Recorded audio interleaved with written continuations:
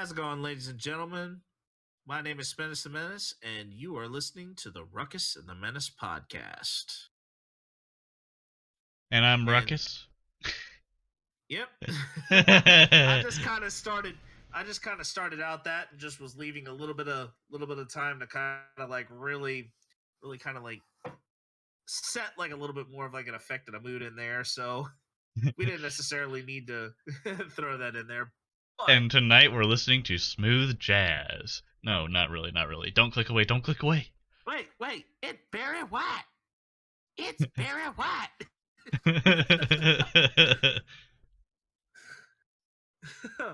Oh my.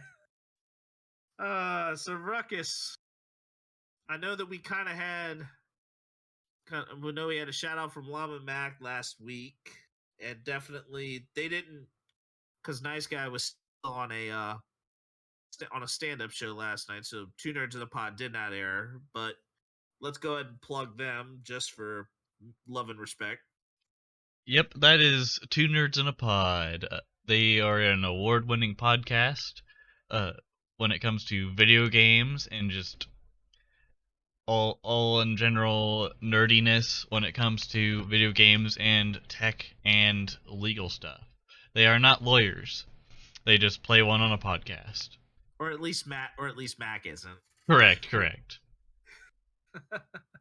And Nice Guy is not one for financial advice. Nice Guy is a comedian. However, definitely this Tuesday at 10 p.m. on twitch.tv/Two Nerds in a Pod or on your podcast listening application. They will be doing their next episode of Two Nerds in a Pod. And we plan to be there in the live chat, of course. If not you, at least I know I am 100% planning on it. I will definitely be there. Be there or be square. But definitely, other than that, Ruckus, how have you kind of been holding up this week? I've been mainly just chilling, slamming down a couple beers, playing MLB The Show, and also giving myself some time to play the new season of Battlefield, which is the first season. And it is not like a TV show like it sounds. It is literally Battlefield 2042's they call it a season where it's more like you get like this battle rank you get this like battle rank up in the game, and the more you play the game the more you progress in levels, and you can get like they have a free specials that you can get, two or three new guns. There was a grenade launcher, a marksman rifle that I've enjoyed so far, and then a crossbow. And the crossbow can also do explosive like arrows. So whenever it hits somebody, after like a couple seconds, it'll make them explode. Other than that, they also added a new map called Exposure, which I really am loving, and it's really growing on me. I love playing it on the map, not on the map. I love playing the mode Breakthrough, where you are fighting to attack an area, whereas the enemies are trying to defend it, and that map just synergizes a lot with that game mode, and I just love it. It makes me want to come back to it every time, and if you're very stingy on Battlefield, this might be the time to pick it up. There's a 10-hour trial on EA Play if you have a Xbox Game Pass subscription, and maybe in the future they'll make it like a free game that you can just play through EA Play if you have Xbox. That would be Game Pass Ultimate, as it is. Yep. Because I don't think it's just generic Game Pass. It's just Game Pass Ultimate gives you EA Play. Correct. Thank you. And then also back to the MLB program. It's been a grind, but it's been a fun one. Especially getting Nick Prado. Me being a Kansas City Royals fan, I was very happy to use him, and he is not a slouch. I've gotten dinger after dinger with this man. I've also used the Zach Greinke card early on in the program, and he is a force to be reckoned with. And it kind of reminds me of that Cy Young Signature Series card that they had last year. Probably the same card, but they had to like change things. But I digress. And then a lot of other challenges came out, like the Lou Gehrig pack for Lou Gehrig Day, the Nike City Connects, like we talked about last week with the Angels, Angels. and they also had one for the Colorado Rockies, which was a few weeks ago, and I am trying to get through that with Charlie Blackmon as one of the cards that he had to use to level up to get further into the program. And I've just been playing a lot of mini seasons in Conquest. The only time, like I said, I only do mini seasons if I'm not like really trying to grind out a pitcher as far as getting XP for them so that they can get me more rewards in a program. But you do get some nice surprises in mini seasons, but we have covered that before. Yeah, I love the mini season concept. I just need to like as far as like my grind on MLB the Show at this point, I need to shift away from the mini seasons and the conquest. I need like a change of pace at this point. I mean, I've been doing that to kind of like parallel and prepare for getting Lightning Devers. But once I get Lightning Devers, I am probably going to shift right back over to March to October and actually do maybe actually try and do a multi-year project on that. Cuz most of the time I've been able to get like a one and done, but I'm thinking of like actually going in there doing a doing one of the more difficult teams to do and then just working on building that up in a multi-year MTO. Why? Because I just kind of need something different. I don't blame you because I kind of felt the same way like last weekend whenever I was playing. I felt like a little burnt because I was just constantly playing Conquest and mini seasons like all day and not really like doing anything else besides just doing moments. Like moments are a good change of pace if you're like getting really sick and tired Yeah. of doing the same thing, but like I don't know, it's also addicting too because I'll like be like, yeah, I'll like think like when I'm in the second inning of a Conquest game, I'll be like, I think this might be my last game, and then that would be like two last games ago. Yeah. I I might actually I picked up Mario Strikers Battle League, but I have not put any sort of time in. So I may after pod probably shift from the MLB the Show and do that. But I also got into the I actually I shelled out. I shelled out. I got PlayStation Plus Premium, and I actually messed around a little bit last night before bed with some Tekken 2 that they had on the streaming portion of PlayStation Plus Premium. How does that And run on a PS5? Like, do you just download the game off their server and then play it, or do you literally just yeah, stream it off the yeah, cloud? you download it off the server, and it's like streaming almost like you would with Game Pass. Okay, But I it didn't know if it was like a computer that you were streaming off of from the cloud that was just at their data oh centers. that may be what you stream from. But even then, like playing a little bit of Tekken 2 was quite it was challenging, but it was quite fun. Quite fun. It was the console version, not the arcade version. But it so I actually have to go and I have to manually unlock all of the characters. But it's still that run of it is it's quite fun. Like it's playing a fighting game. It's fun. Like it's fun. It's a nice little like mental change of pace from just constantly seeing baseballs. Yeah, that's why I used to get through in Battlefield is like once I get really sick and tired of the game, I'll just be like, okay, I want to blow crap up. Yeah. Yeah. But also like Game Pass Ultimate also had Ninja Gaiden come out. I don't remember if it was like a remaster or if they just ported it to the Windows client, but I was tempted to try it on my PC. Other than that, they recently added Assassin's Creed Odyssey, or I think it was either Odyssey or Origins. They're probably both on there, but don't quote me on that. But I if think they're you doing haven't, some Ubies. I think they're doing eh, just some Ubisoft games now. So, if you want to try it, you should probably go for it while it's free. but but for me, like other than just nothing out of the ordinary at the moment. Um, I had a great weekend going down to southwestern Virginia and having some time with my girlfriend and seeing some people I hadn't seen in a few months. And then some of them, it's like, okay, meeting a lot of people for the first time and kind of getting caught up into her, what the dynamic of her life has been down there before like some other major things later on kind of come up. And then we've caught up on Obi-Wan minus tonight's episode that just released, and Miss Marvel. We'll be watching that this weekend. Also, while we were together, I also got into a show called Fast Foodies. You heard of this one, Ruckus? I think it's Is like this a True Netflix TV. show? No, I think it's on HBO Max. Oh, But okay, I need to go check that but out. but I think it runs through True TV as well. I've Um, been the only thing I've been really like kind of checking out that sort of a premium service is like the Paramount Network stuff. I don't know if it's like a Paramount separate. Plus.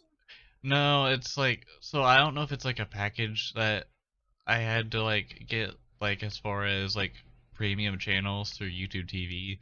I think there might be one for Paramount Network, but I think we also do have Paramount Plus, but I've been Yeah.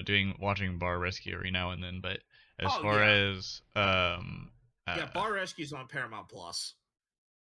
yeah, and I need to check in and see if they have all of them, but anyways, yeah, I've not seen Fast Foodies. That sounds good. It kind of when you say Fast Foodies, for some reason it gives me a vibe of like deep fried stuff, like deep fried Twinkies at like a state fair. I don't Oh, know why, but it uh, just does. I was just going to talk about the concept here because it's like they've got 3 different reality chef winners, and there's a celebrity guest that comes in every single episode. This the guest gives the players like a concept item, like a fast food item. The Okay. one that I watched involved the Portillo's hot dog. The first challenge they have is to recreate the dog, Hmm. and then the second one is that they have to use the ingredients and remix it into something there. Winner winner obviously wins the championship trophy, and the other two I like that. deal with the punishment for losing. But it's a combination of like the great humor that's involved with that, but then also like seeing what these celebrities do as far as like throwing a fast food item into the challenge for these guys to recreate it and remix it, which even for doing a Portillo's hot dog, Chicago hot dog start was still an intriguing watch. Was there? I don't know if this is really a thing, but I just imagine on that show, like you were saying, where they try to recreate things.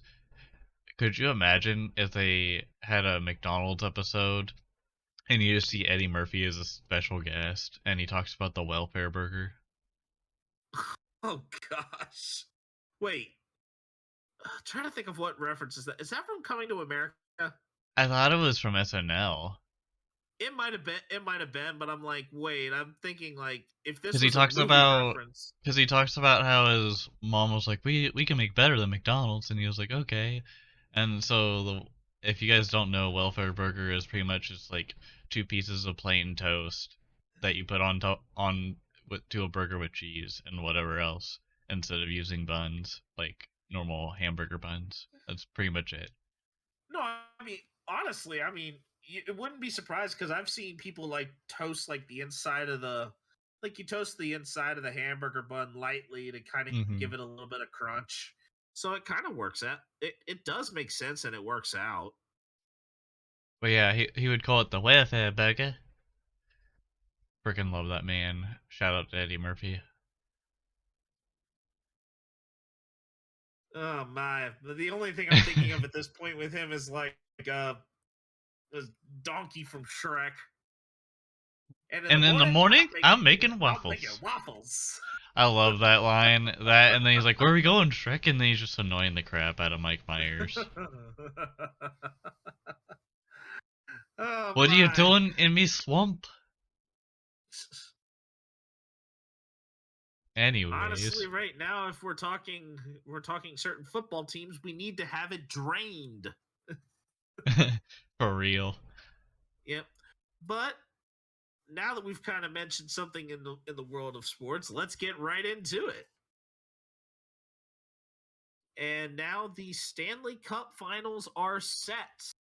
And I believe game 1 was already being played as we speak between the Colorado Avalanche and the Tampa Bay Lightning. And they are in overtime right now in game 1. The the Avalanche and Lightning are in overtime tied at 3. I think I'm going to take the Avalanche in 7 because I think the Lightning are going to put pressure on. I'll do the Lightning in 7 as well. Yeah, I think this one's going to go 7 either way. I mean, Colorado is really, really good. And me not knowing anything about hockey, I just kind of want to do the other opposite team just to make things interesting for me and Spennis. Oh, oh wow! Breaking. I just saw some sources reporting a deal that just kind of came about. The Dallas Mavericks are acquiring center power forward Christian Wood from the Houston Rockets in exchange for the number 26 pick in this year's draft and 4 players with expiring contracts. So Boban is now leaving Dallas to go to Houston. Marquise Chris, Trey Burke, and Sterling Brown are also going to the Rockets. Nice, nice. Oh, yeah, I just happened to see this like just pop up as I was looking at that. Just looking at that. Was that on the um was that through the NBA's official website? I popped it up on ESPN, but it said the sources were saying that was. Okay, And because I was then looking to see where it was. Is that just under daily lines? yeah, it was like in the lead. And then I'm also seeing that Kyrie Willis of the Colts is retiring after 3 seasons in the NFL. And the reason is quite interesting. He is actually pursuing a future in ministry.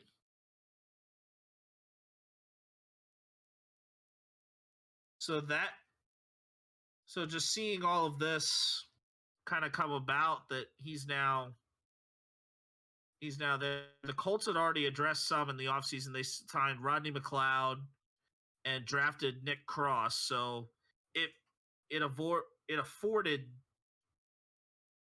So they actually addressed something to kind of maybe make the soften the blow. So that made a good amount of sense as well for it's a good decision and a very a very beneficial decision in terms of where my faith stands to see him do this and actually see where he's going after his retirement. But I mean, it's still a bummer for football fans that you don't get to see him play football at the high level that he was at. Yeah, those are just 2 breaking things that kind of went along with it. 2 major deals in the NFL occurred, kind of staying in football. The Raiders signed Hunter Renfrow to a 2-year, $32 million extension. Overpaid. Disagree. I am actually going to respectfully disagree on that. Is he a number 1 receiver? No. But is he probably the most reliable receiver other than Darren Waller as a tight end and Devontae Adams that Derek Carr is going to have for a lot of those gritty underneath 3rd and 5 and he gains 7 out of it? Yeah, Hunter Renfrow and also reliable in the return game as well. I'm hearing a lot of words that are repeated called reliable. Yes, I get that. I just haven't really seen him really shine through, but I have seen his other teammates before him that were former that have shined through and what got arrested and or were sent to prison for a while. But yes, I This do is get he's reliable. yeah, and I'm sorry, I Hunter Renfro on your fantasy boards, I think is actually one that like he's that late round sleeper that is super productive that you can grab, and he still produces a great amount of points for you. So I mean, is he gonna be like? Is he like like Devontae Adams type money? By no No, means, by no means. But is he? But for the way the NFL pay scale is anymore, is this kind of about right? Yeah. For the I mean amount, it's fair, yeah. for the amount of consistency that he's put together, would I have loved to have seen this deal maybe be a 3-year deal, maybe 44 million? Probably. And Like not get all it. the not all the money is like pretty much like guaranteed either. So like, Yeah, it's but not a yeah, fully guaranteed. It's not a fully guaranteed thing. And then Minkah Fitzpatrick signed a 4-year extension with the Pittsburgh Steelers. I liked this one so much because a year ago when we saw the Steelers defense before Melvin Ingram got traded to the Chiefs, their defense was scary. Like like legit scary. Like you would not want to run on them really, and you would want to be careful throwing it obviously, but they looked freaky like the first couple weeks of the season. And that's going to be the ultimate thing that I think keeps Pittsburgh in a lot of football games, especially with Roethlisberger retiring. Is that defense, as great as it is? I mean, you got T.J. Watt being able to pressure the quarterback, and then Minkah Fitzpatrick leading the secondary. I think this is a good. I think this is a good 4-year extension for him to have. Especially at his age too. Like Tyrann Mathieu, whenever he came to the Kansas City Chiefs from the after spending a year with the Texans, like he was like still he still had some rubber on his tires, but like he was coming off of a kind of decent season and then came and won a Super Bowl with the Chiefs. I feel like the same could be said with Fitzpatrick. Yes, he's a little bit younger, but I think he still has potential, and I think it's a good Oh, idea for Pittsburgh to sign him to a 4-year extension. Good for them. yeah. I'm very happy for them. And then in the saga of Terry McLaurin, he has Scary skipped Terry. minicamp, seeking a new deal. Rivera says the Commanders will not trade him, and a deal will get done. I think most of the time Rivera, whenever he says something, it's gonna generally be like a very solid follow through.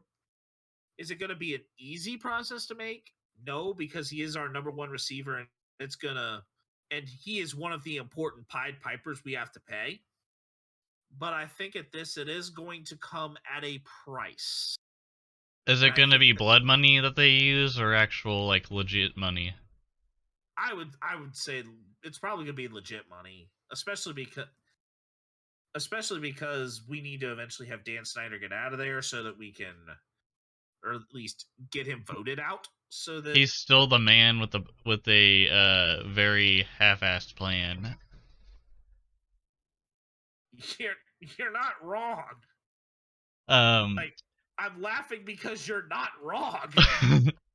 I mean, like, let's be honest. Like, if I was Scary Terry, I would get the hell out of there. But at the same time, if you get a contract that like makes it enough to where you want to deal with this franchise enough, stay in there. But honestly, I heard this rumor recently where there was and this was through the Pat McAfee show that I saw this thumbnail, but apparently there was a rumor that he could get traded and then sign a huge deal with the Colts, which I think that would be a better option for him just in general for his psyche and also just what the team he has through him, because literally the only two guys you have that are talented at QB are Heineke and Wentz, and that's pretty much it. Besides many other people that I don't know from the Commanders, but my God, they don't have a lot of wide receivers in that room. I'm really looking forward to seeing how Sam Howell does in training camp,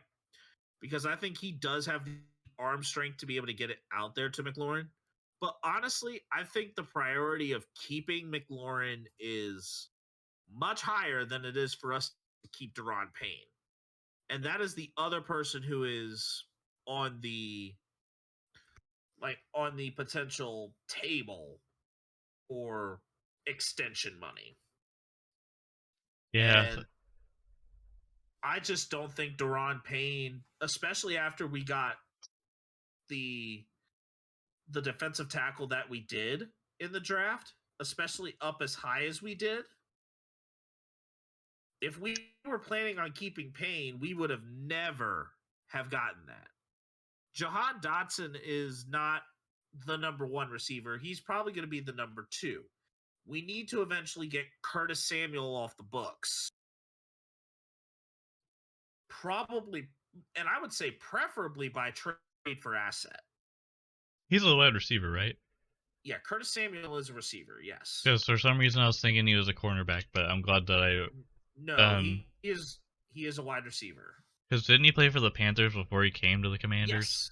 Yes, because that's one of the reasons why. I mean, most it ends up being that we end up with ex-Panthers. Yeah. Ex-Panthers are generally coming to DC because of Ron Rivera.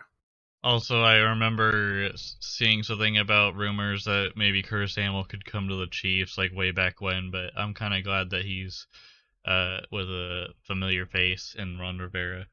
But yeah, as far as Scary Terry goes, if he gets a contract that's good enough for him, that makes him think, hey, the Commanders seem like still a good franchise, cool. But it would suck if there was more like tension between the front office with Dan Schneider, depending on whether or not he's still with the team or not. Like the whole when I was talking blood money, I didn't know whether or not, because they had a whole scandal about the books.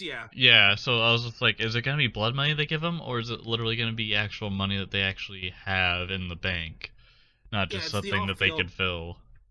It's the off-field stuff that's become like a complete circus. Yeah. That it makes people want out. It makes people want out, which, and honestly, that's why I think Dan Snyder needs to go. I honestly don't know a whole lot about the whole drama behind it, but whenever you put that out there as a media agency like ESPN, for example, like, and other places like repeating that, it doesn't look good on you, and it definitely makes you want to like turn the other cheek sometimes when you're like, is this really something I want to like partake on? But I digress. Like one little baseball thing, it's not going to be in the stud dud, but this is actually a really, really notable thing because the two players that were involved with it actually got supercharged today on MLB The Show. Luis Garcia and Phil Maton are the two Astros that are the first teammates to both pitch immaculate innings in the same game. How significant is this? It's a big one because you never know. If they face off in the pros, it could be kind of like a rivalry kind of scenario. Not like the NFL, like you would, but like almost like in the way where it's like you never know where these young bucks will go, but could be kind of like a Yankees Red Sox kind of thing earlier or later, not earlier, later down the pipeline, where you have these guys when they're getting into their primes or almost the end of their primes, they're playing for their dream teams or the teams that really want to win and just keep winning, like the Boston Red Sox and the Yankees. And maybe they have that rivalry still where you have these two facing off against each other. I mean, but I'm more so in that this is a landmark thing because you're normally getting an immaculate inning like once in a blue moon. This was so nice that they did it twice. I don't know how long until we're going to see this happen again. Like for two pitchers to throw 9 pitches in an inning. And I believe it's also that no contact is made. The immaculate inning. So what is an immaculate inning? Okay, it's a. So basically, what it is.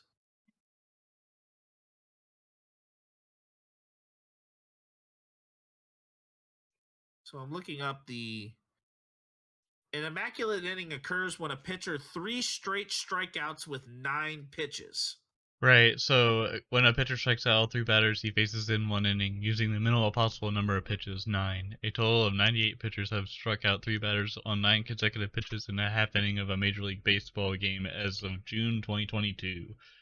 And on Wikipedia, that list involve a couple examples of players that have been involved with that are Sandy Koufax, Nolan Ryan, the unit Randy Johnson, Chris Sale, Kevin Gosman.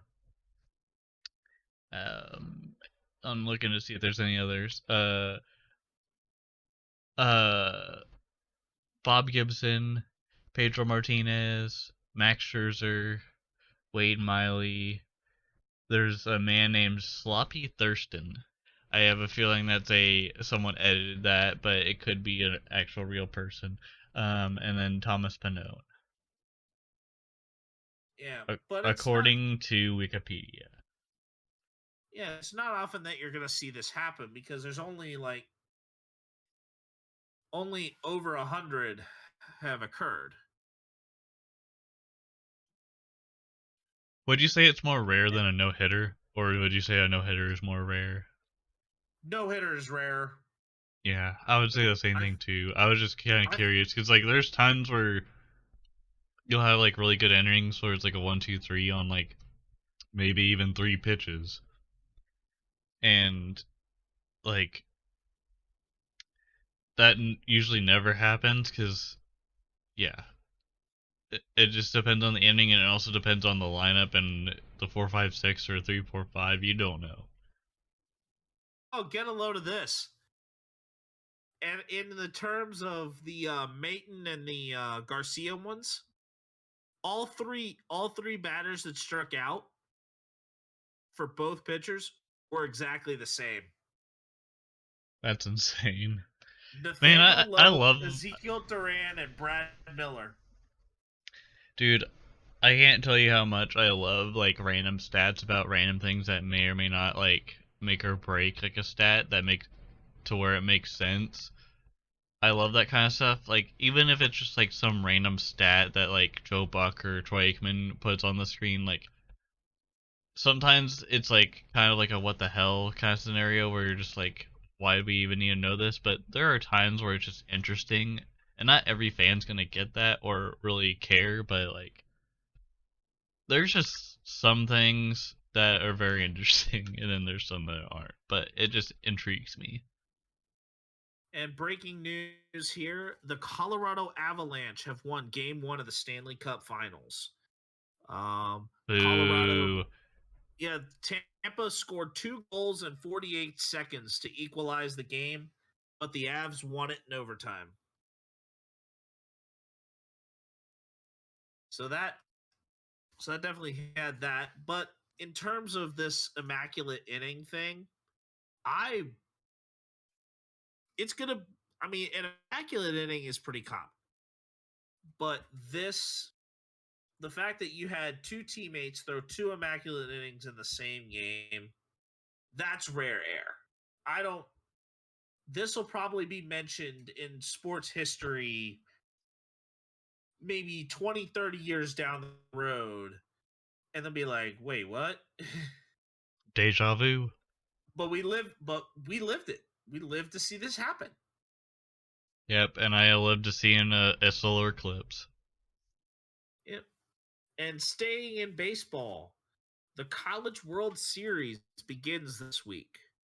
Oklahoma, Texas, Texas A&M, and Notre Dame are in the first half, are in one half of the bracket, and Stanford Arkansas, Auburn, and Ole Miss are in the other half. Bracket 1 games begin Friday, and bracket 2 games begin Saturday. So, I mean, it's something to definitely kind of keep up as kind of like a quick take on, like a little quick update as far as like the College World Series goes for Division 1 baseball. As some of these guys will eventually get drafted here within the next month or so and start their major league journeys. Speaking of College World Series, in 2014 there was a Royal that pitched in the College World Series, and then later pitched the game of his life in the 2014 Wild Card. Name that pitcher. This was the 2014 Wild Card game for the Kansas City Royals versus the Oakland Athletics. Man, that's This tough. this was late innings too. So like this was when they were in the extra innings. He was later traded for Johnny Cueto. Oh, wow. Was traded for Cueto. And was Cueto a Red at the time? Yes, sir. We traded him for Finnegan and I believe cash considerations and maybe one other player. But it was during the 2015 race to get to the postseason and win it all. No, this wasn't Sonny Gray, was it? We did not have Sonny Gray. It was in It fact was Brandon Finnegan. Oh, Brandon Finnegan, yeah. So he was a former pitched in the College World Series, and then like the same year pitched in a postseason game and ended up striking out 3 guys in 1 inning and about 3 more guys in the next inning after that. Pretty much just keeping the Royals alive in what later was a wild card victory for the Royals, and it ended up sweeping in the postseason.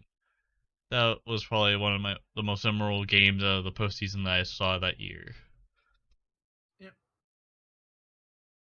And now, yep. And now that we've gone from baseball, I'm gonna make one final shift to basketball because there was two notable things that happened in basketball. The Charlotte Hornets hired Kenny Atkinson to be their head coach. With a young Hornets team featuring LaMelo Ball, how do you kind of expect that he fares?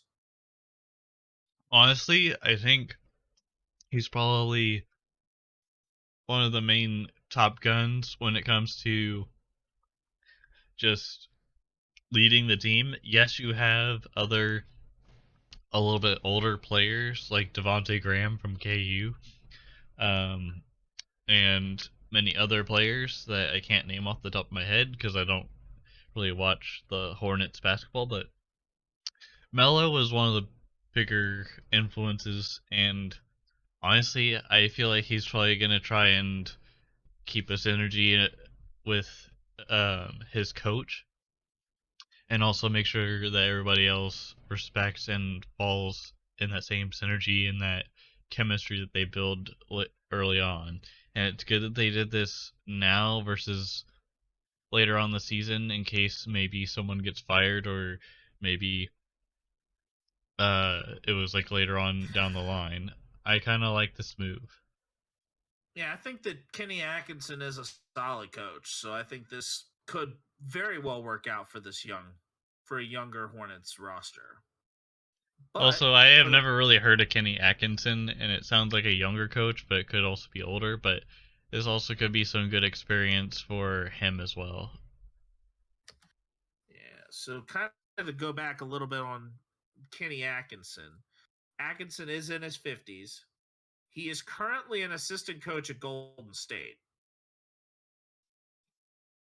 But he was a coaching wise, he was an assistant with the Nets, and he was a former head coach of the Brooklyn Nets for 4 years.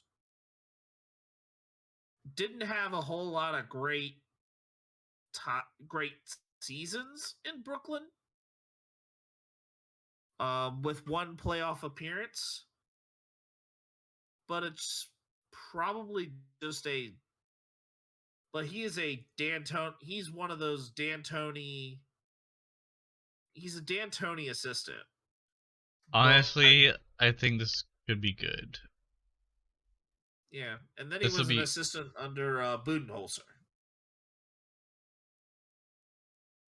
Yeah, this will definitely be a breath of fresh air for him because dealing with like a bunch of superstars that are kind of snot nosed and bratty and think they can take over a team, kind of like how the Nets were portrayed with Steve Nash being their head coach, which is more like just a supervisor, a chaperone, in my opinion.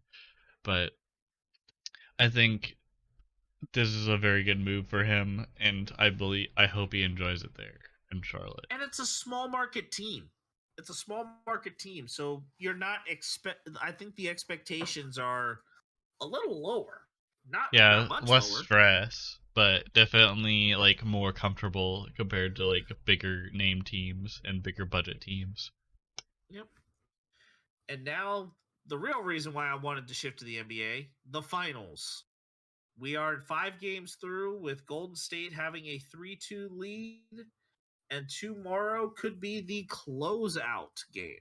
Or it could be a resurrection to the Celtics. I say that And the lightly. hearing of the words Game 7. I honestly have a feeling that the Celtics might magically pull a rabbit out of their hat and force a game 7. I'm not saying they're going to win it, but I'm saying they have a chance.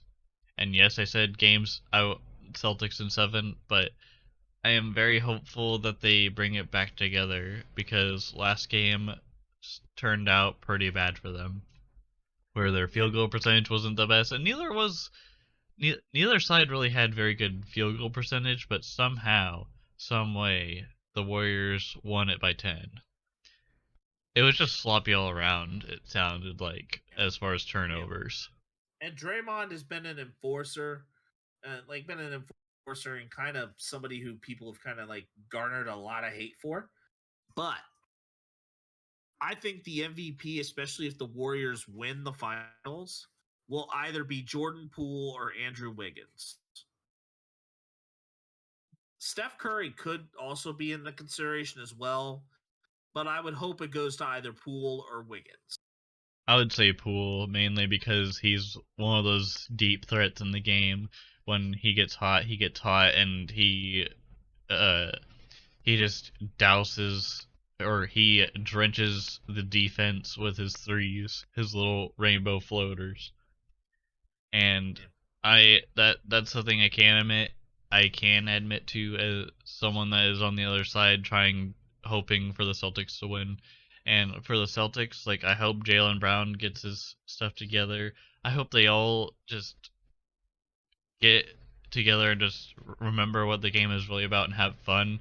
And I hope Horford comes back from the dead too, because that first game I was like, okay, he showed some promise, but now he's just kind of back to his old self, like kind of just chilling in the paint. Yep. But even though I mentioned the historical significance of the two immaculate innings earlier, let's go back into some other events that happened today and go into sport history. This day in 1951, Joe Louis earned his final knockout victory in his boxing career. In 1963, Leonard Buddy Edelin runs a world record marathon at 2 hours, 14 minutes, and 28 seconds at the Polytechnic Marathon, which runs from Windsor to Chiswick, England. In 1976, get a load of this, Ruckus. Another Houston one. Heavy rains in the city of Houston cause a rainout at the Astrodome, which, if you don't, which this was the stadium before Minute Maid Park, which was more of an indoor stadium. The streets were too flooded in Houston for the visiting team and the umpires to get there, which caused the rainout. That's when you get the yellow submarine out, but that's pretty hard to do whenever it's like kind of shallow waters and not like a freaking river or not even a river, like an ocean.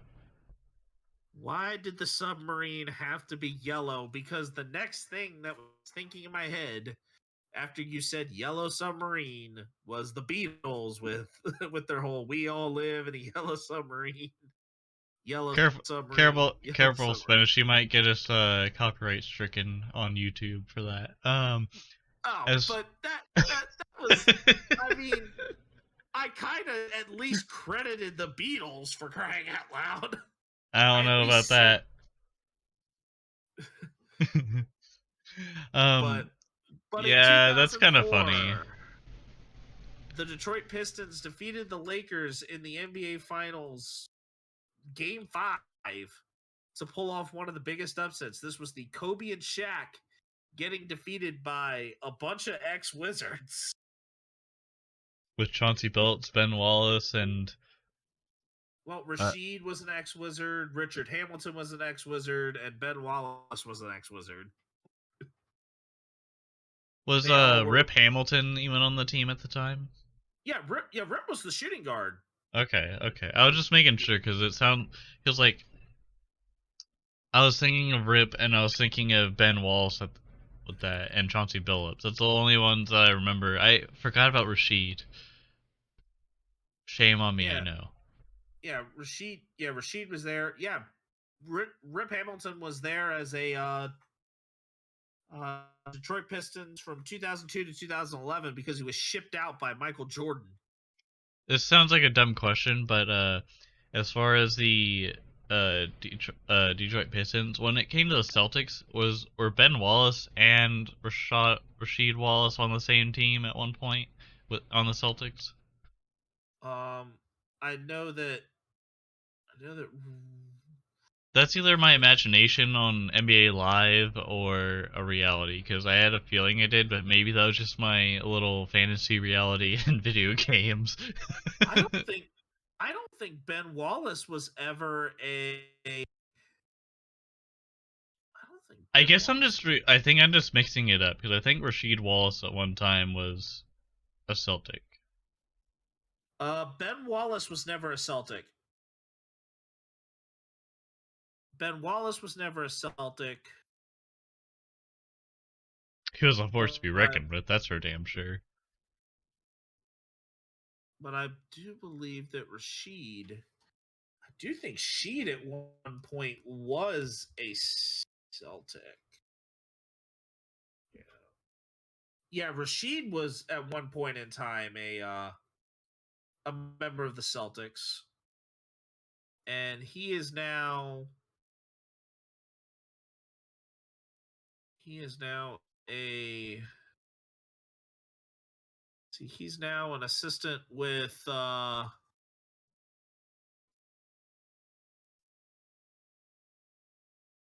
he was with the Tigers, but I think Rasheed Wallace is now going to the Lakers. I think as an assistant with the Lakers. Well, that's good to know. Or at least was planning. And then, speaking of the Lakers, yep, I had the Anthony Davis trade in there. Where he was traded for Lonzo Ball, Brandon Ingram, and Josh Hart, which the only two on this, and the draft rights to DeAndre Hunter. But to add on to that, the only two mentionables that I see as like good from that trade were Lonzo Ball and Brandon Ingram, which the only one that's left from that trade is Brandon Ingram with the Pelicans. Lonzo is now with the Bulls, and Hart is now with the Trailblazers still, right? Yep. And then I think DeAndre Hunter. I think he's because that was the draft rights to DeAndre Hunter, and DeAndre Hunter is now currently a member of the Atlanta Hawks.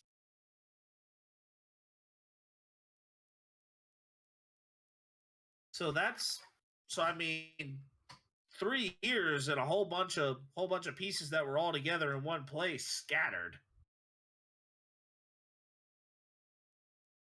And I think that also ultimately it set the table for Zion Williamson to arrive in New Orleans. For sure. So that was bound to happen.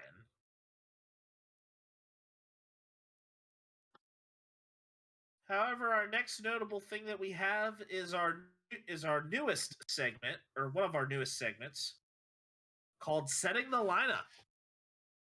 reminder to you guys that Setting the Lineup is a weekly segment where Ruckus and I will have a start bench cut scenario and we debate our decisions. If you have any suggestions for this segment, mention them to us in the comments section on YouTube, or if you know our Twitter handles or follow us on Twitter, suggesting it to us there. We will give You our can Twitter handles out. you can also do like a YouTube comment as well if you want. It Yeah, is what it I'd is. mention the comment section on YouTube. Okay. Yeah, the YouTube comment is probably the easiest way to do it. Yeah, if you don't have a Twitter, don't worry about it, but you don't have to make it, but YouTube is probably the easiest. Yep. But our pieces that we are going to have to set today, we are doing a set of 7 for this one. And they are outfielders. We are starting 3, benching 2, and cutting 2. The 7 outfielders are Ken Griffey Jr., Roberto Clemente, Ichiro Suzuki, Mookie Betts, Vladimir Guerrero Sr., Ricky Henderson, and Mickey Mantle. Which way you headed with this one, Ruckus? Alright, so I'm going to... Here's my 3 starters. I'm going with Ichiro Suzuki, Vladimir Guerrero Sr.,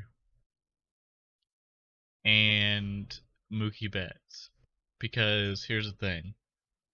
Suzuki could play left, or really he could play center for me. Mookie could play left, and then Guerrero could play right field. And then for my bench, I can have Ricky Henderson and Mickey Mantle.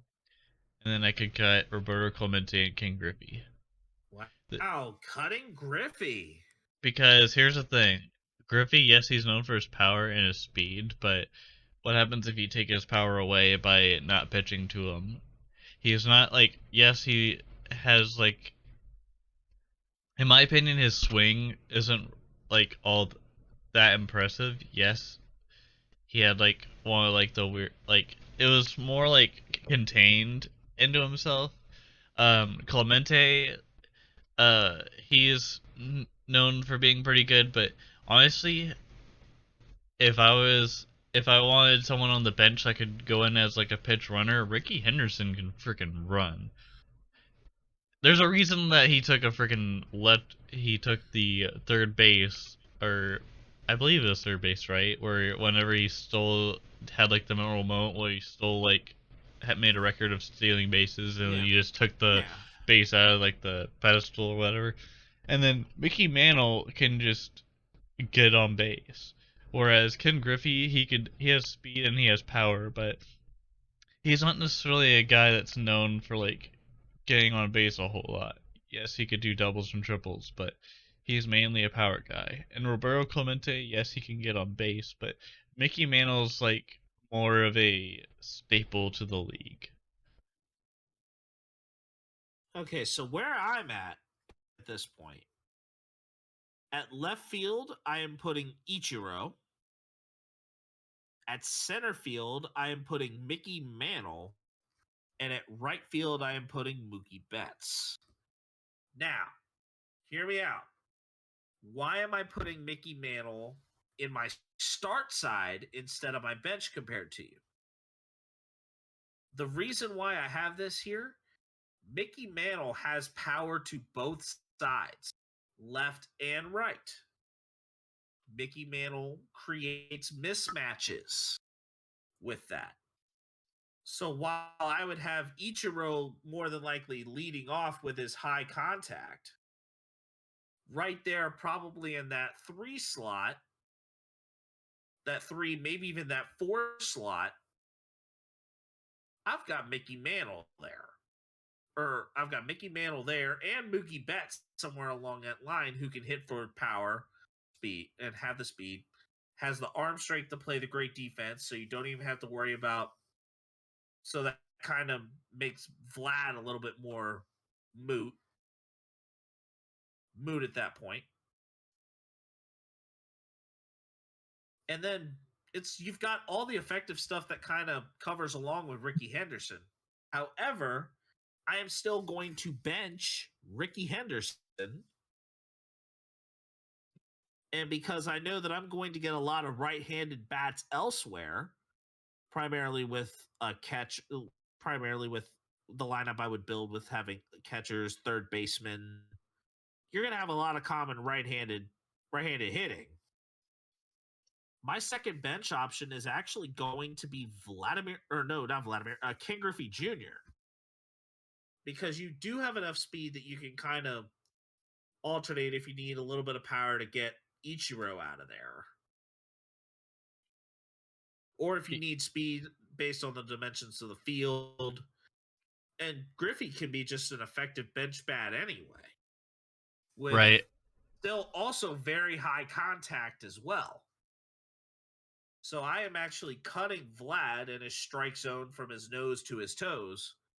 And unfortunately, as great as Roberto Clemente is and as landmark of a player that he is, I gotta cut Clemente because there's too many weapons that do things a lot better than what Clemente did. Yeah. I thought of it more as get on base kind of a scenario. Mookie can get on base. Ichiro sure as hell can get on base. Henderson can steal bases. Mickey Mantle can get on base. Vlad Guerrero can even get on base. But I also went for the defensive side of things, where Guerrero has an arm. We're talking Guerrero Sr., the man with the cannon. Not his son JR, which only plays either third base or first. This man could hit in the home run derby multiple times and won it multiple times, but also had a cannon. I didn't see that in Griffey. I saw more power. Guerrero has both, and Suzuki can also hit it out, but not as often. Mookie can definitely sure as hell hit it out. That's why I said Mookie Betts is 5-tool. And yes. And Mickey Mantle for me, yeah, he has enough speed to cover the defensive thing, but I chose Mickey Mantle in my start thing for the creation of mismatches. Correct. And I also did the reason why I put him on the bench is because he could just show the young rookies compared to him like how it's done. Like he probably saw Guerrero as a rookie, and he probably sees Henderson and the others as rookies, so he's just like, let me show him how it's done, and then just whacks it everywhere. Yeah, but I mean, I had Mickey Mantle in that ability to create, like, to cause problems. I mean, you can, like, how I would normally build a lineup. You're like how you've normally seen things go, like, oh, left-handed batter, right-handed batter, left-handed batter, right-handed batter. You've got switch hitters that can hit from both sides of the plate to create further problems. Correct. And also give you versatility in being able to have 3 straight right-handed batters in facing a left-handed pitcher. So there's creation of mismatch right there in and of itself. I just love our strategies as far as like what we're thinking as well. Like I invite it and I enjoy it. Yes, and I think this is why setting the lineup is going to be a great long-term segment for us, because we can have these type of philosophy conversations and how we would think of doing having a certain scenario. Yeah, and Spennis, on that note of new segments, can I put my secret little segment in called what kind of grinds my gears? Gears. Oh my, we missed it in the off topic, so all right. So away, for the people that are still listening, I was thinking about doing a segment called "What Really Grinds My Gears," and now I get the opportunity. Thank you to Spennis. All right, you want to know what really grinds my gears sometimes? When it comes to, like, you know how railroads are, right? You like kind of there's like some people that will kind of drive a little slower, so they're like, I guess it's like their suspension or whatever doesn't get damaged as much. there are literal people that will stop on the frickin' train tracks. And not only have I been told, don't stop on them damn tracks, it infuriates me when people randomly just stop on them for no apparent reason. I don't understand it. Maybe someone in the comments can yell at me and tell me that I'm an idiot and be like, hey, like, this is why I do it, and just like heckle me. But personally, I just drive on it just like normal. I don't have any problems with my vehicle. Good for me, yay me. But like, that really grinds my gears when people stop on the railroad tracks. Like, what the hell are you Yeah, doing? Do you have a death wish? yeah. That honestly, that's stupid because all of a sudden, what's the next thing that you're gonna hear that all of a sudden is gonna make you end up stuck in like a really really bad spot? Ding ding ding ding ding ding ding ding ding ding ding Well, ding ding that ding. and then like Wah! people who like stop really quick, like when they're in, or like drive really slow when they're about to like turn right. I don't understand that either, but that's besides the point. But yeah, that was my segment of what really grinds my gears, featured on Family Why? Guy. Why do I knew that was where you were going with that, and I think that was definitely a Peter Griffin type of You know what really kind of a grinds little. my gears? Anywho, Oh back to Spanish with the weather. my. All right, so now that we're kind of through like Ruckus randomly placing himself in a gear grinding situation that is kind of a little too bizarre for its own good. we're now gonna go right into an attempt at the simulation here. Because we're entering a little bit more of like a time of frame where a lot of our major sports that we would be covering are in an off season or getting ready to wrap up. We're Or going to take some time kind of boring, to but yeah. or get ready to start. We're going to develop a bracket style tournament with the simulation portion of it to determine what our greatest video game of all time is, and we kind of are going to shoot some ideas for the moment and go right into our sport game region. And I'm going to say the first thing I definitely want to consider for this, and we're going to need 16 of these. I have NBA Jam. Has to go in. Has to go in. Classic. Granted, the most of the sport related things were set back in 1994, but NBA Jam had like you could still play it in like an arcade to this day if you can find it. I think another one that I would set in is NFL Blitz for football. Most definitely. Or like the street games with NBA Street or NFL Street. Or yeah. I really I enjoyed those street games too. I think for NBA Street, I'm gonna give a little bit of a caveat here. For NBA Street, I'm gonna put NBA Street Volume 2 in because that was definitely one of the best ones. I really enjoyed NBA Street 1 as well. Can we put that in as a caveat as well? If we have room, we kind of don't.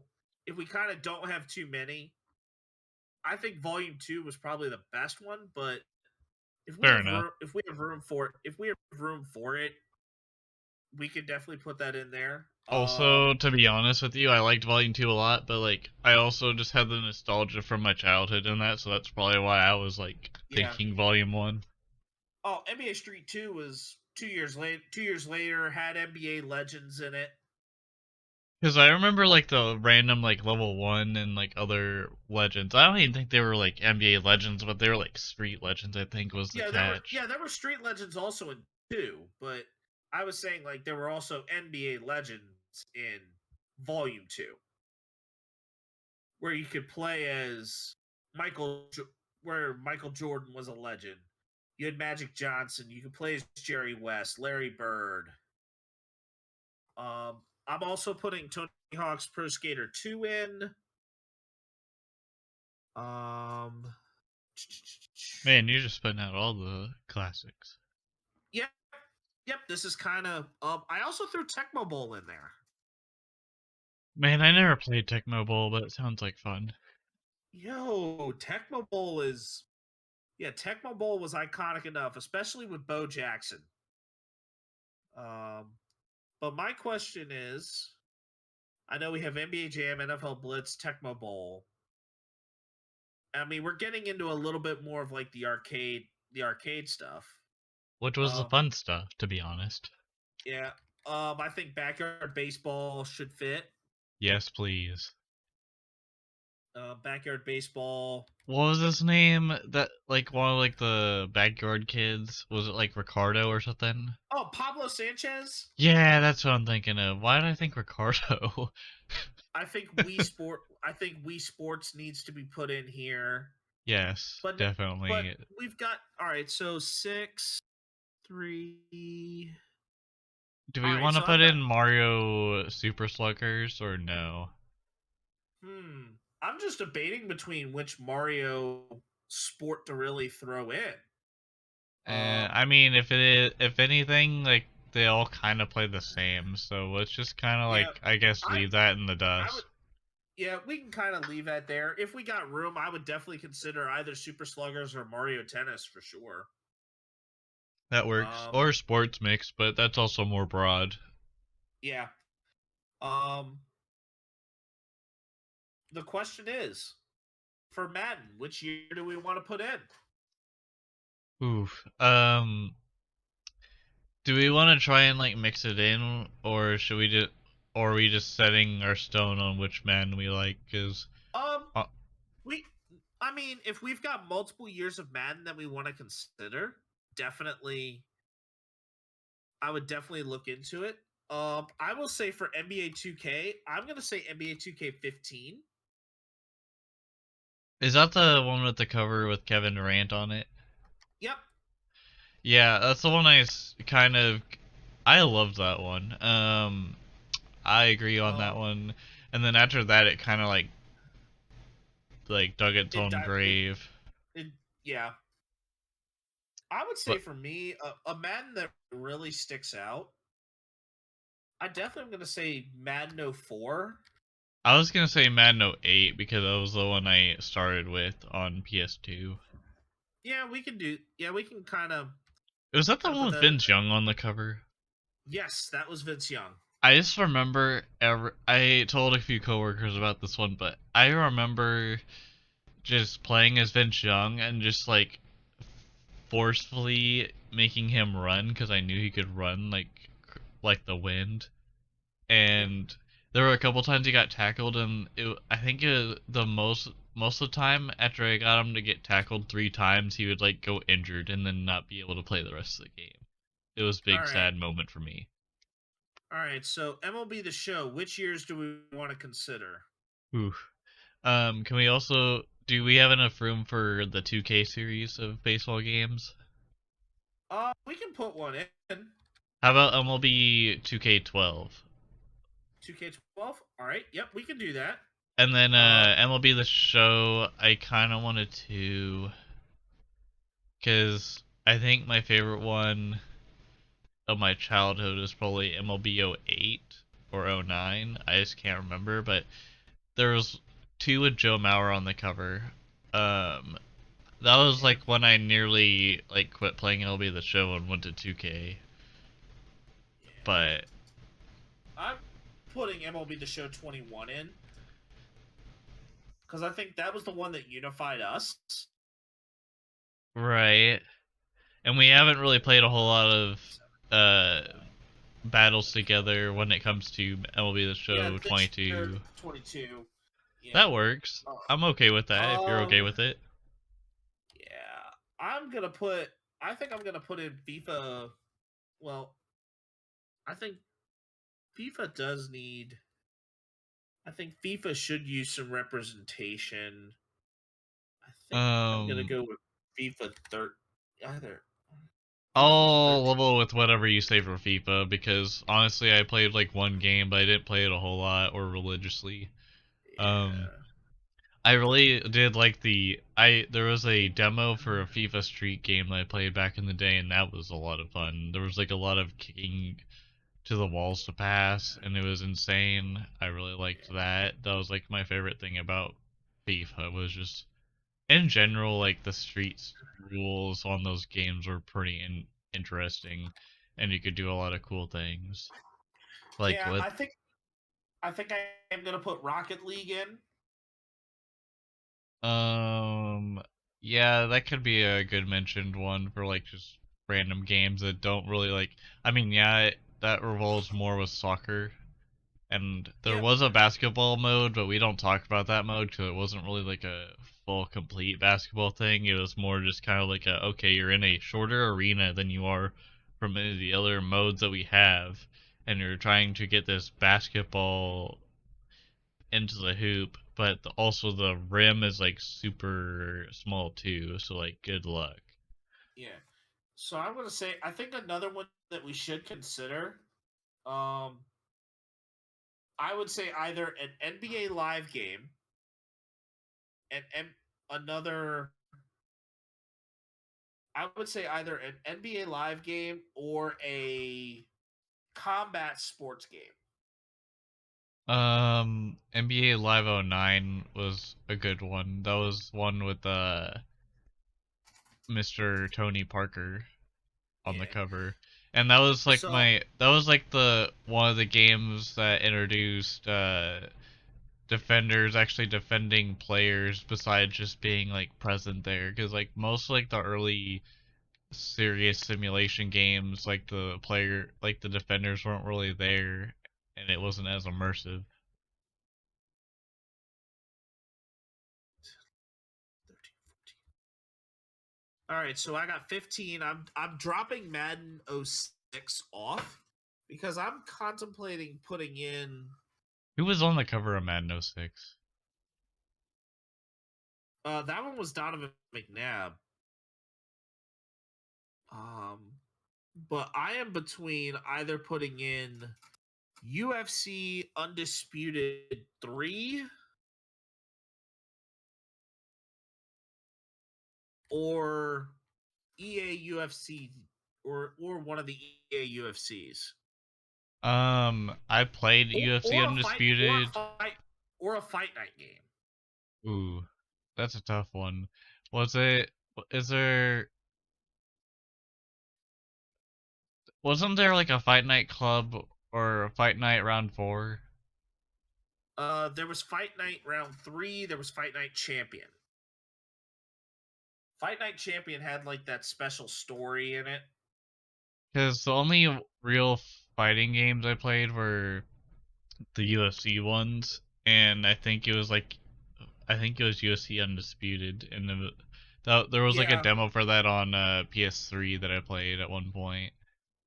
yeah. I think UFC Undisputed does need to be put in. I think that one was better than what EA has put together. And I haven't even Um, played most of the UFC games that EA has made because like I just didn't really have an interest for them at the time. yeah. I do like the slow-mo hits though in UFC Undisputed. Whenever you kick somebody in the face, it like did like the quick slow-mo of like the dude getting like the gelatin from his skin, getting kicked in the face and whatnot, and they're like, "Oh, in the face, knockout," and then you're just like, Yep. "Sweet, I actually did something with my controller." Yep. Okay, so the 16 games that I have for this. NBA Jam, NFL Blitz, Tecmo Bowl, NBA Street Volume 2, Tony Hawk's Pro Skater 2, Backyard Baseball, Wii Sports, Madden 08, NBA 2K15, MLB 2K12, MLB The Show 09, MLB The Show 21, FIFA 13, Rocket League, NBA Live 09, and UFC Undisputed. That sounds pretty good. All right. And we will I think we will leave that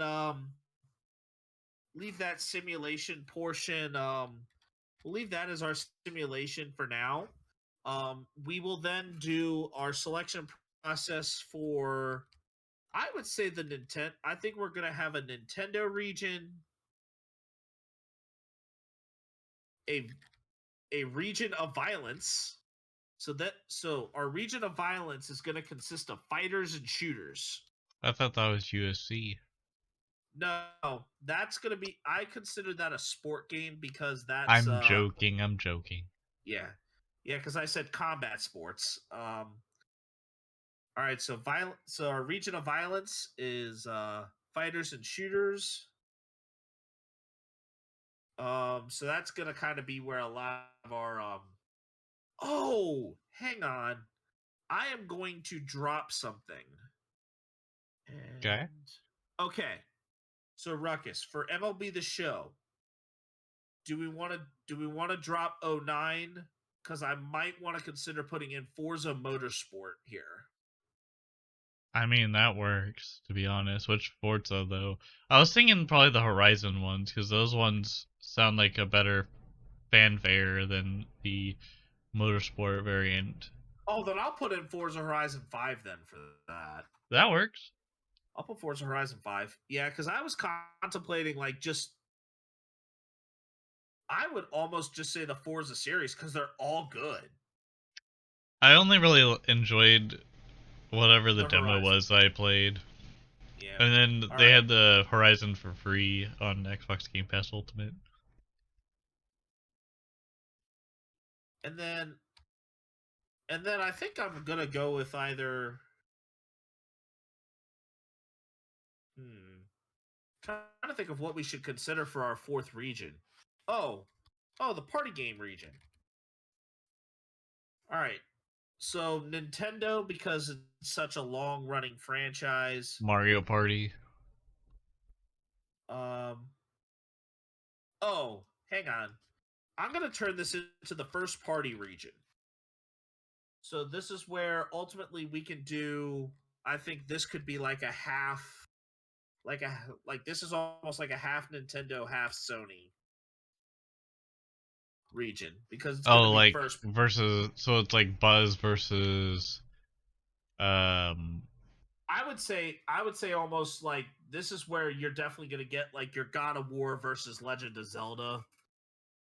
Oh, okay. Type. I thought we were still talking about like. I thought we were talking trivia or. Oh no, I'm talking like our regions for the bracket. Okay. So I said the first party region, as in like games that are considered a first party game for said service. And we're pretty much going to say like half of the field is going to be Nintendo, half of the field is going to be Sony. Okay. So Ratchet and Clank could be one of those. Yep, Ratchet and Clank, Sly Cooper, Infamous, Ghost of Tsushima. But I think Jack and Daxter. But be aware that I think some of those games like Ghost of Tsushima, God of War, those can go into the violence region. So Okay. yeah, we can put those in the violence region should we need to. But this week we are going to go through each of those. We're going to go through each of these segments, and each week leading up to I think sometime in July, we're going to put our qualifiers for a region down, and then the first round will be in 4 weeks. 4 weeks from today, which should be July 13th will be when the first will be when the first half of the first round will air.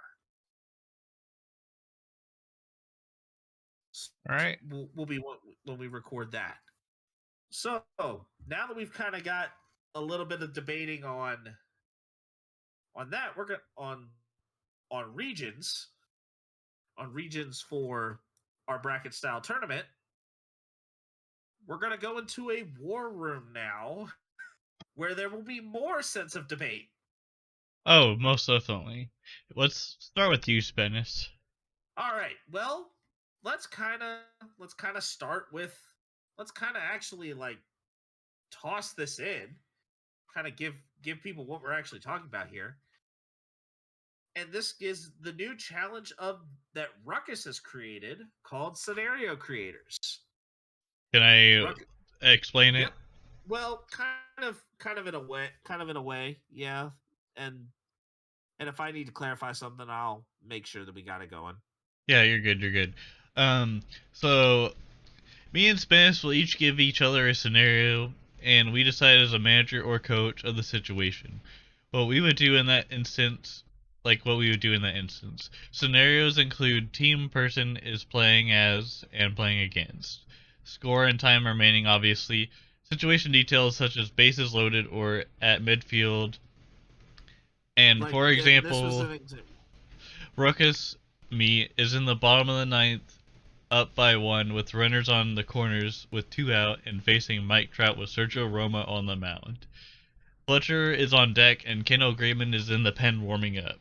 And the scenario is: do you pitch to Trout? Yep. So in that scenario, Spennis would try and figure out whether he wants to pitch to Trout with Sergio Romo on the mound. Sergio Romo is a slider famous pitcher, and I'll leave it up to Spennis to figure out whether or not he wants to pitch a Trout. I think you monitor the situation accordingly. If you've already met your batter requirement and Romo's in a bit of a jam, yeah, I'd consider switching to Graveman to put that away. But I mean, you're only up by one. So you need to make sure that Trout does not put something into play. So honestly, it almost would be I would look toward pitching to Trout, but I would substitute before pitching. Also, we do have one other warm up scenario too, right? Yep.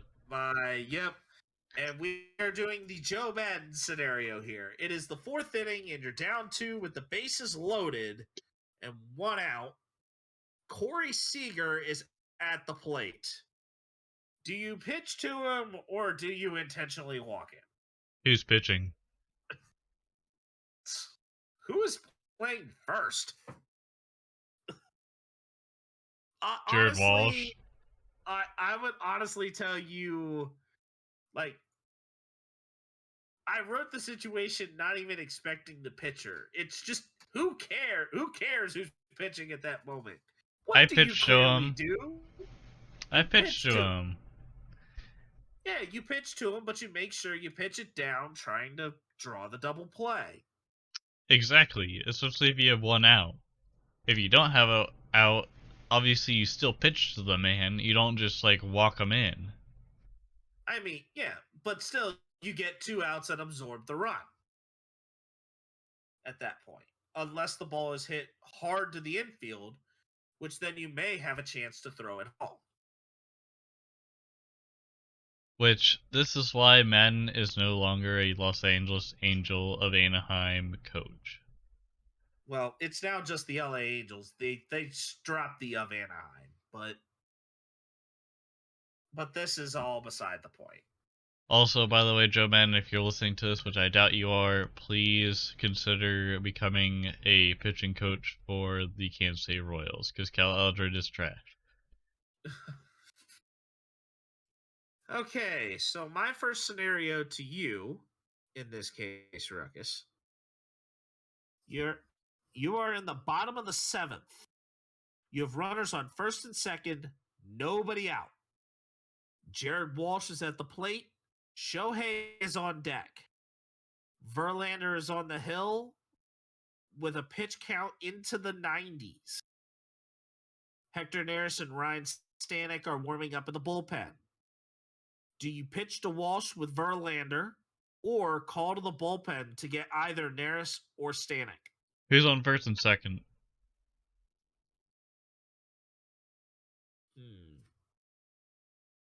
That is a good question. I will give you that here in just a moment because I did not specify who was on first and second.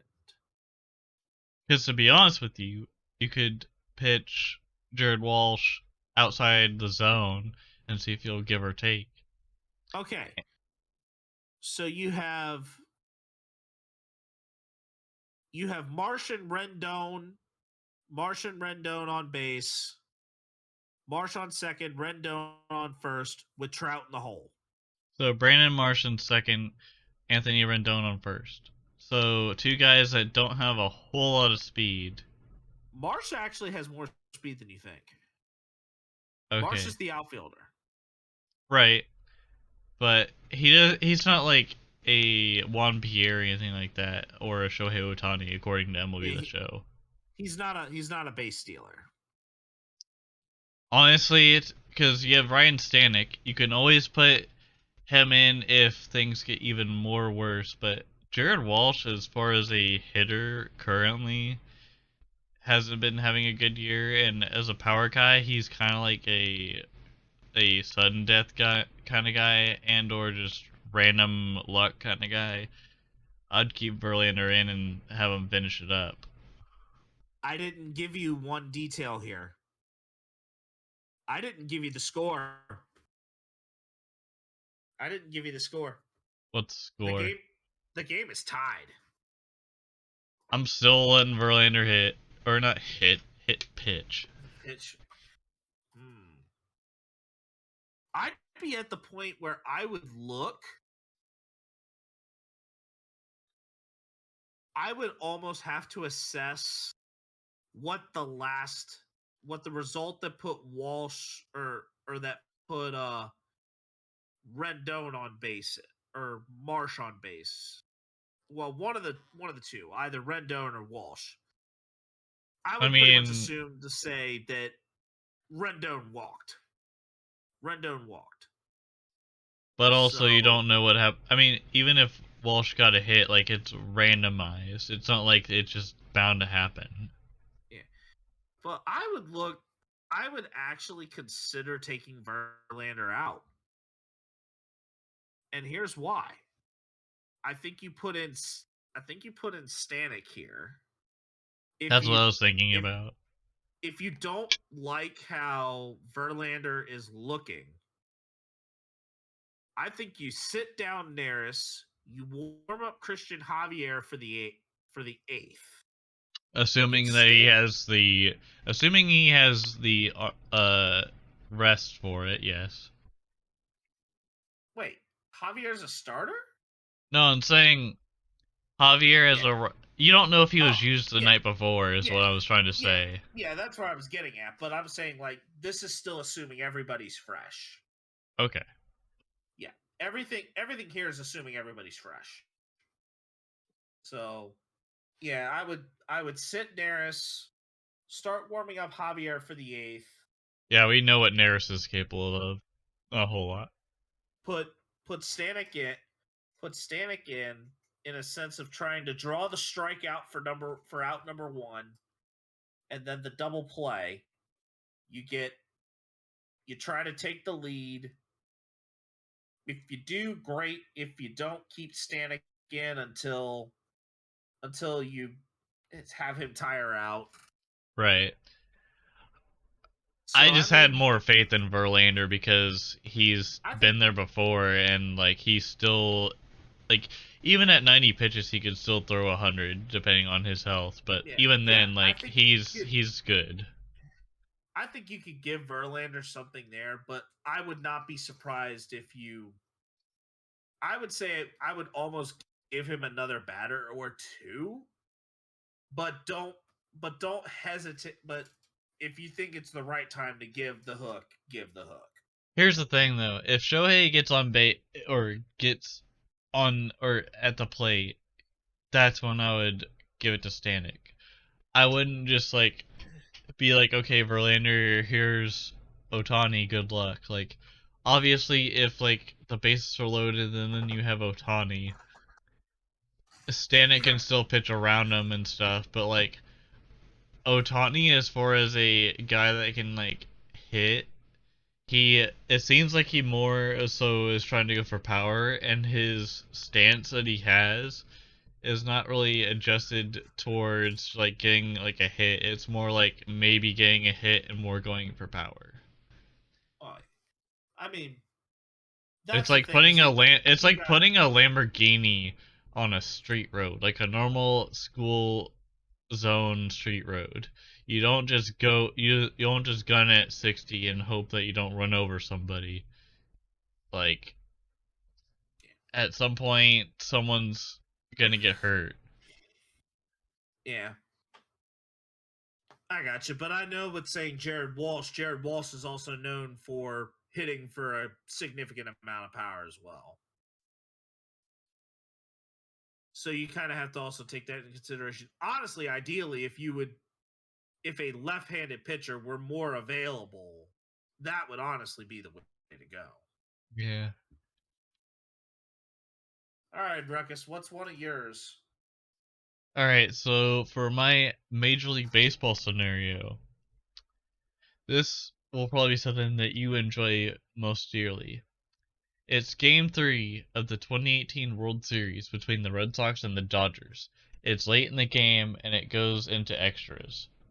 Do you give Nathan Eovaldi the ball coming out of the pen, or do you risk burning another bullpen arm? Or do you get Eovaldi out of the pen and or wait for him to start Game 4? All right, so I want to see what I actually want to see is I want to see the end result. I do want to see what the move was made initially. All right, so that Fair one was enough. the one that went. That one was the one that went 18 innings. Correct. Okay. So the question I have is, what inning am I in at this point? You were, because he started.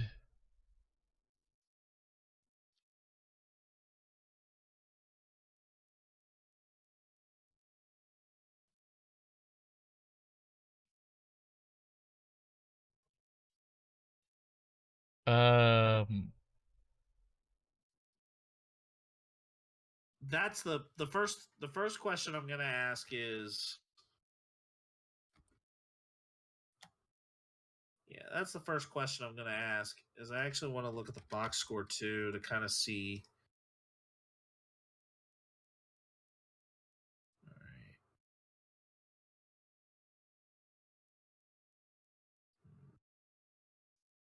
because he went through 96 or 97 pitches over 6 relief innings in that 3-2 loss.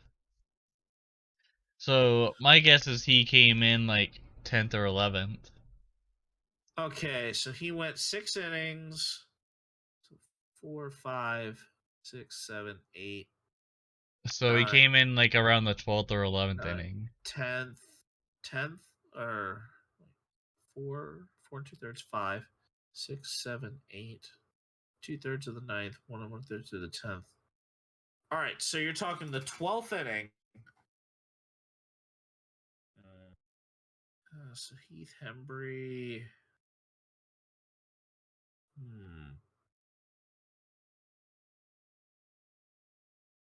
I think at that point, because you're basically playing a second baseball game,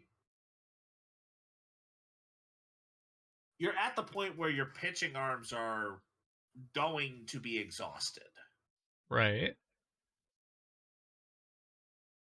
You're facing. This is before Mookie was a Dodger. So at that point, you still had Chris Taylor, Justin Turner, Cody Bellinger. You had Yeah. Austin Barnes. You had a a monstrosity of a bullpen that is still a monstrosity to this day for the Los Angeles Dodgers, minus Joe Kelly. Like, and as far as the Dodgers were concerned with their starting pitching, you had Clayton Kershaw.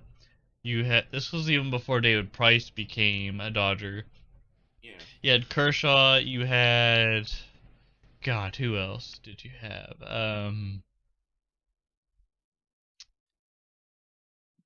Damn. Why am I drawing a blank? You had Bueller, right? You had Bueller in 2018. Walker. I think Walker Bueller was a thing. Yeah. And then Tony Gonsolin, maybe? Or was he later on? I think Dylan Flora was part of that. Ryan Madsen, Kenley Jansen, Kenta Maeda was on the Dodgers at the time. Alex Wood was. Yes.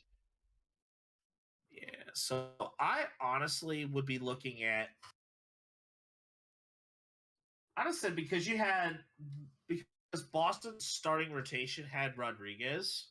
Right, you had Rodriguez, David Price. You had God damn it. David Price threw a little bit in Game 3, but let's see who threw. God, who else? Chris Sale, right? So you had Sale. Yeah. You also had you had Nathan Eovaldi, which obviously is in this scenario, but like as far as the bullpen, you had Frazier. You had was Joe Kelly even? Was Joe Kelly on the? Was he a Dodger? Joe Kelly might have been a. No, Joe Kelly was not a Dodger at the time. Joe Kelly was a member of the Red Sox. Yeah, so like, he had a couple arms. He even had Kimbrel, I think. I mean, Eduardo Rodriguez, I think they only threw him in for a single third of an inning because they kind of left him there for the next day. Right. I actually think because Eovaldi was originally supposed to be the Game 4 starter, I think burning the Game 4 starter was a benefit. Yeah. And fun fact on this, Nathan Eovaldi pitched 6 innings of extra inning baseball during Game 3 of that World Series. And even though it turned out he lost it by a walk-off to Max Muncy, he pitched his heart out. Yeah, honestly, I think I would have done the same thing. I think I would have done the same thing. Right. Because you still would have had Eduardo Rodriguez still somewhat warmed up from throwing only a third of an inning in this one. You have Sale if an emergency pressed itself. Right. In Game 4, Game 5. Yeah, I think you still throw I think you throw Eovaldi here regardless. Yeah, and even then, like at the end of that series, you used Chris Sale from the bullpen, and then ended up winning it anyways. But like, yeah, I thought that was a really iconic moment as far as World Series baseball, besides the Royals. Yeah, I got you. Okay, so my football scenario, which is going to be our second to last scenario because you'll have one for me. Correct. I am doing one that is very similar to the Patriots Falcons Super Bowl one, except you're the Eagles and you're up against the Chargers, which had Philip Rivers and Antonio Gates. No, we're playing the current Chargers. Oh, so Herbert and but then company. you've got like Joey Boat, but you're playing as the Eagles. So am I playing? Oh, okay, I see. Yep, you're up by 8 with 4 minutes to go against the Chargers as the Eagles. It's 2nd and 7 from the Los Angeles 25. You are the Eagles with Hurts at quarterback and Miles Sanders running. Are you looking to pass on 2nd down, or are you going to try and run and chew up some clock and maybe make it a 3rd and shorter? Okay, so quick question. What quarter is it and how much time is left on the clock? You're in the last 4 minutes of the game. So last 4 minutes in the 4th quarter? Okay. Yep. And I'm on the Chargers 25? Yeah, you're in field goal range. I'm going to keep running it, because Jalen Hurts has a noodle arm. I honestly would say the biggest thing you have to be aware of is how many timeouts the Chargers have left. but I wouldn't even consider that the Chargers would start burning timeouts until you're about like maybe 2.5 away. Honestly, Brandon Staley at this point is pretty stingy on that, and when it comes to even his team on offense going for it, like he's more for that too. As a Chiefs fan that has seen it many times.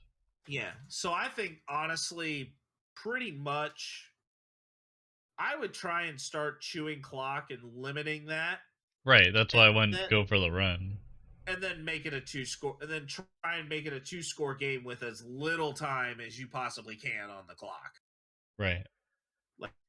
Like it's that was the very thing that Kyle Shanahan did not do as the Falcons offensive coordinator.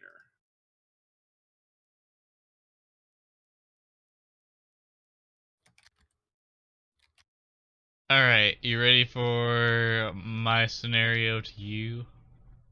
Yep. Alright. It's Super Bowl 44 with the Colts and Saints. With the Saints down 10-6 at the end of the half, Sean Payton decides to surprise the Colts with an onside kick to begin the half. Colts are receiving the ball to begin the half of the third quarter. Do you agree with this decision and keep things going, or do you tell Sean Payton to kick a squib or a normal kick?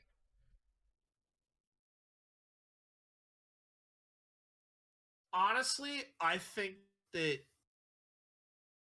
that that honestly is more Sean Payton having the willingness to roll the dice. It's not often that you would ever see it happen, and I don't think it was going to be that often that you're going to see that get executed to the complete perfection that it did.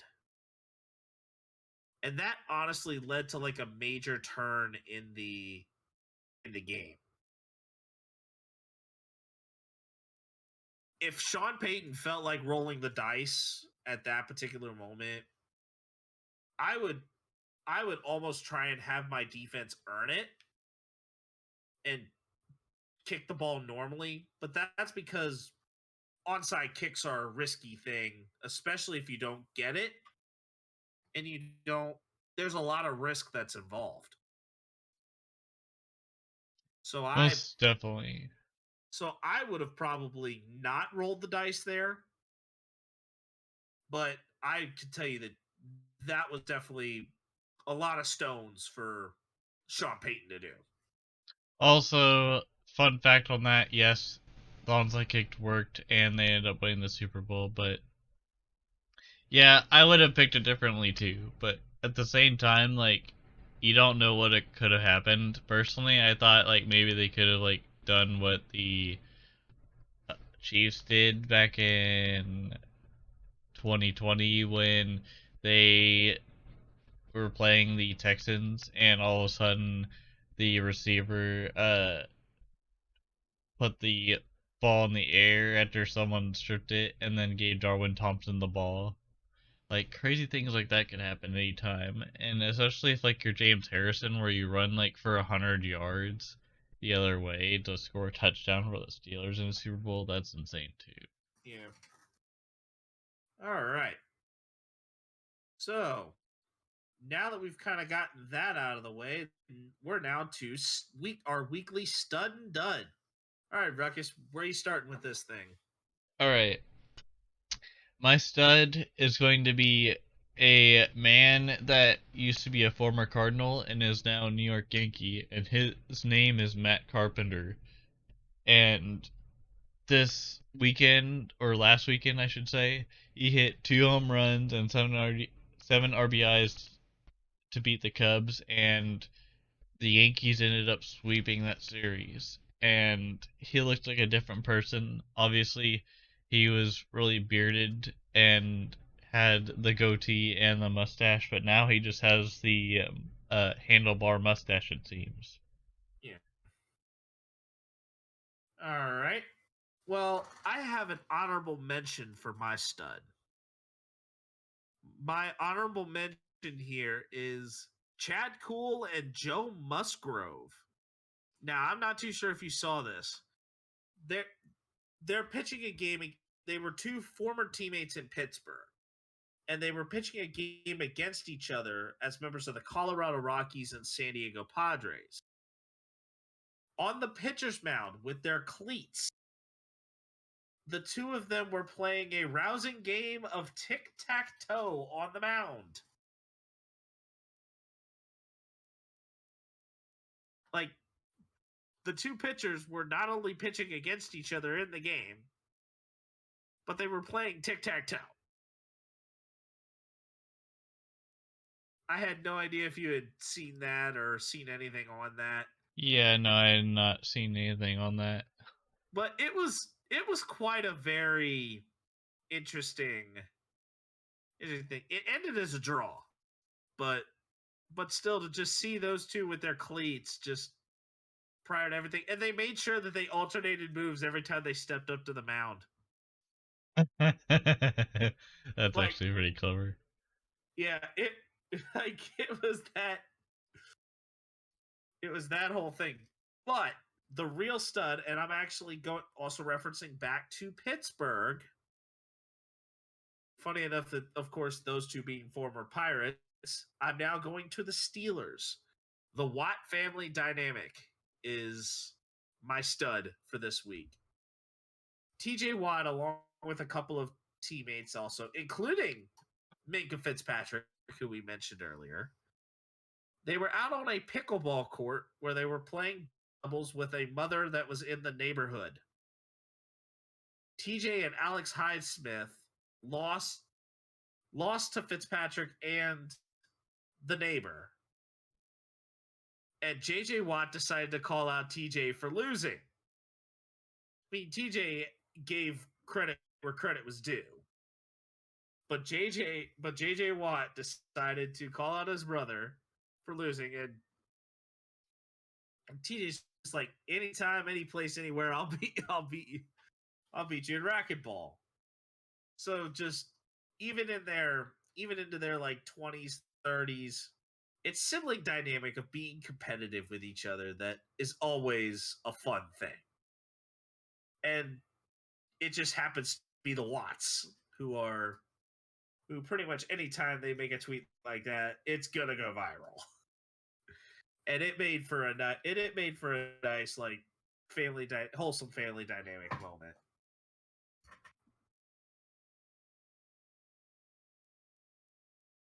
But now that we've had the great come out, let's have the not so great. And if we're talking about boneheaded plays, I mean, we just were roasting Joe Madden. We now can roast a legendary manager who I think the game has passed him by. And that is Tony La Russa. You can say that again. For calling an intentional walk to Trey Turner on a 1-2 count and a runner on second base. The pitcher he had on the mound then surrendered a 3-run dinger to Max Muncy, and they lost. Number one, you've already got 2 strikes on him. I mean, first base is open, but if you were going to put anything there with first base open, why would you have burned like at least 3 pitches prior to that? I don't know. You've wasted the pitch count that you already had on this when you could have just sent Trey Turner to first with absolutely no pitches on your pitcher. It was like, for me, it was a dud because the play was just downright dumb. So where are you going with your dud there, Ruckus? Alright, so I'm going more of a more or less comforting approach.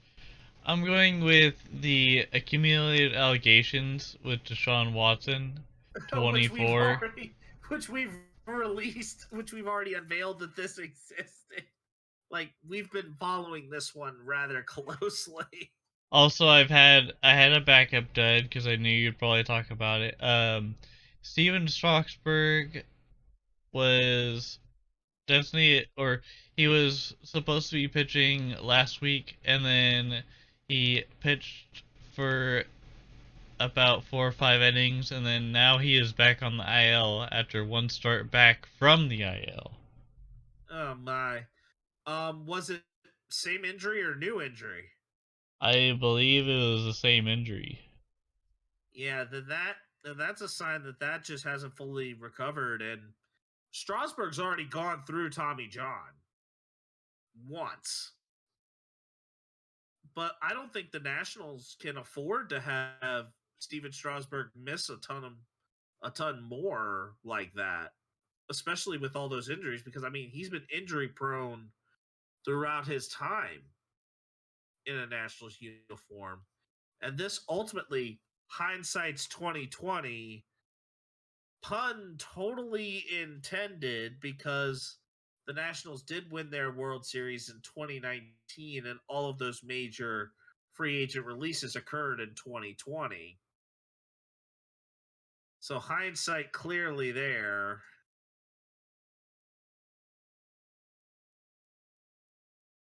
That, I think this ultimately says that, yeah, the Nationals probably should have kept Anthony Rendon.